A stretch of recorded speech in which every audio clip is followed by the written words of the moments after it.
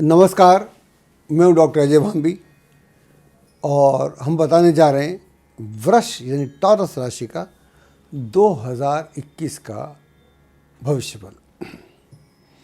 हमने इस बार इस भविष्यफल को 4-5 भागों में बांटा है। तो हम चाहते हैं कि सारी चीज़ें स्पष्ट कही जाएं। तो पहला पॉइंट जो है उसको डिस्कस करेंगे, वो है पॉजिटिविटी या पॉजिटिव। इस वर्ष का पॉजिटिव क्या है? अगर पॉजिटिव नहीं है तो फिर हम क्या करेंगे? तो पॉजिटिव पता होना बहुत आवश्यक है। तो ये जो वर्ष है आपके लिए, जहाँ कुछ ग्रह की स्थिति बात करते हैं, तो आपका जो टॉरस राशि है उससे शनि और बृहस्पति दोनों 9th हाउस में हैं और राशि में आपके राहु है, सप्तम में केतु है। बाकी ग्रह स्थिति बदलती रहती है, लेकिन कुल मिला के अच्छी है। तो अगर मैं पॉजिटिविटी की बात करूं तो मैं ऐसा कहूँगा कि पूरा वर्ष ही पॉजिटिव है। यह ख़ास बात क्या है, जो आपका शनि है वो 9th हाउस में है, अपनी राशि में बैठा हुआ है, तो उससे तो कोई दिक्कत नहीं है, वो तो वैसे भी प्रसन्न है। और जो बृहस्पति है वो यहाँ पर नेगेटिव है, यानी नीच है, 9th हाउस में है। तो 9th हाउस में होने से बृहस्पति भी न्यूट्रल हो गया, ख़राब नहीं हुआ। अगर शनि या राहु या दूसरे ग्रह को अच्छा करेंगे तो बृहस्पति रुकेगा नहीं, यहाँ वो कहेगा ठीक है, मैं आपके साथ हूँ। अगर आप इस व्यक्ति को, इस राशि के आदमी को, महिला को, बच्चे को, वटेवर, इसको अगर आप आगे बढ़ाते हैं तो मैं आपको रोकूंगा नहीं। हालांकि और राशियों के साथ ऐसा उसका इतना अच्छा व्यवहार नहीं है, लेकिन यहाँ पर है। तो ये जो 3-4 महीने हैं जब बृहस्पति 9th हाउस में रहेगा, हालांकि नीच राशि में है 6 जनवरी तक, लेकिन यहाँ ख़राब नहीं है, यहाँ वो प्रमोट करता है, बल्कि आपके भाग्य को आगे बढ़ाने में मददगार है। उसके बाद में जब 6 अप्रैल को बृहस्पति 10th हाउस में चले जाएगा, कुंभ में चले जाएगा, तब भी ख़राब नहीं होगा, क्योंकि जो शनि है वो अपनी राशि में है, इंडिपेंडेंट हो गया। और गुरु जब आगे निकल गया तो गुरु का जो भी नीचत्व था वो ख़त्म हो गया, उससे उसको मुक्त मिला। तो ऐसा कह सकते हैं कि इस पूरे वर्ष में आपका मनोबल बहुत उत्तम रहेगा और आपकी जो प्लानिंग है बहुत स्पष्ट रहेगी। जो भी आप करेंगे उसके पीछे एक पूरा स्ट्रेटजी होगी, एक पूरी सिस्टम होगा। और जब भी कोई आदमी काम सिस्टम से करता है तो उसको बहुत अच्छे परिणाम मिलते हैं। अब बात करते हैं नेगेटिविटी की। तो नेगेटिविटी होना चाहिए। देखिए, जहाँ तक राशि का सवाल है या ग्रह स्थिति की बात है, तो मुझे कोई विशेष प्रकार की नेगेटिविटी नहीं दिखती। तो मुझे ऐसा नहीं मालूम पड़ता कि नेगेटिविटी है। हाँ, एक बात अवश्य है, वो मैं आपसे शेयर करना चाहता हूँ। जब बृहस्पति भाग्य स्थान में नीच का हो, हालांकि शनि के साथ अच्छा है, मैं पहले से बोल रहा हूँ, तो वहाँ पर एक समस्या अवश्य आती है।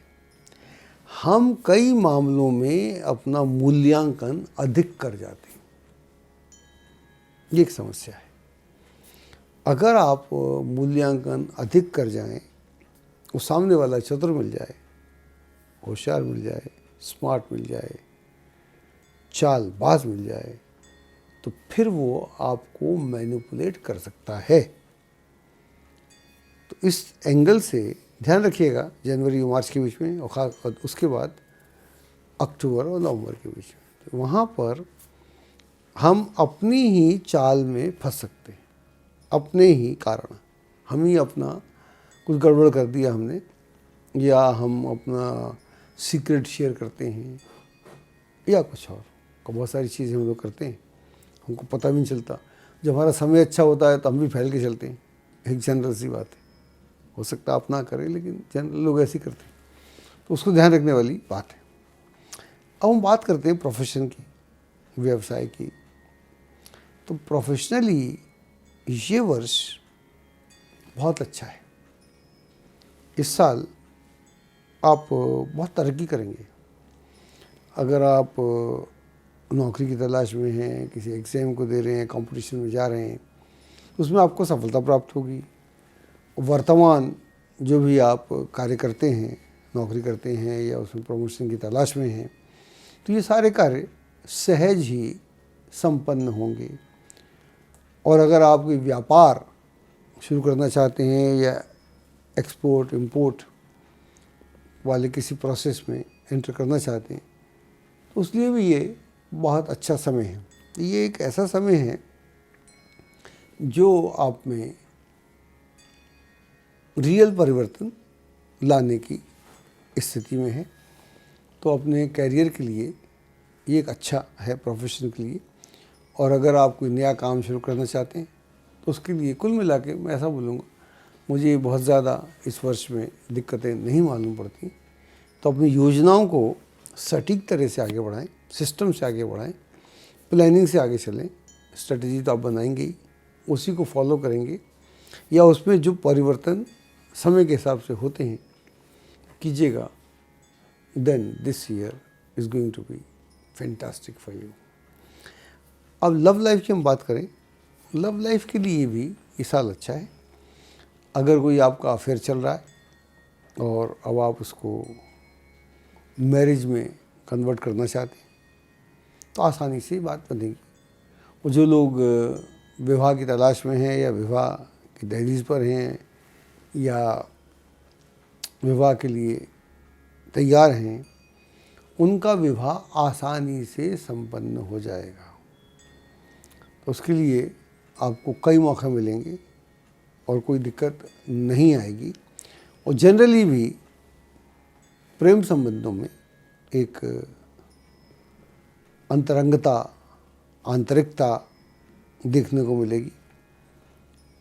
और कुल मिलाकर परिवार की दृष्टि से ये समय अच्छा है। और इस बार आप कुछ खरीद फरोख्त भी कर सकते हैं, मकान भी ले सकते हैं, वाहन भी ले सकते हैं। कुल मिला के ये एक अच्छा वर्ष है।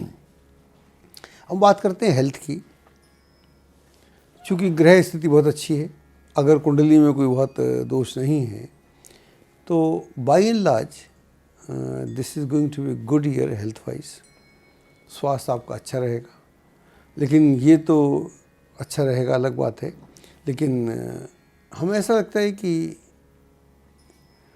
हमको अपने स्वास्थ्य को मेंटेन करना चाहिए, उसको एक लेवल पे रखना चाहिए और नीचे नहीं आने देना चाहिए। इसलिए हमारा खान पान, हमारा रहन सहन, हमारा आचार विचार और हम एक्सरसाइज, योगा, व्हाटएवर, स्विमिंग, प्राणायाम, कुछ ना कुछ अवश्य करना चाहिए।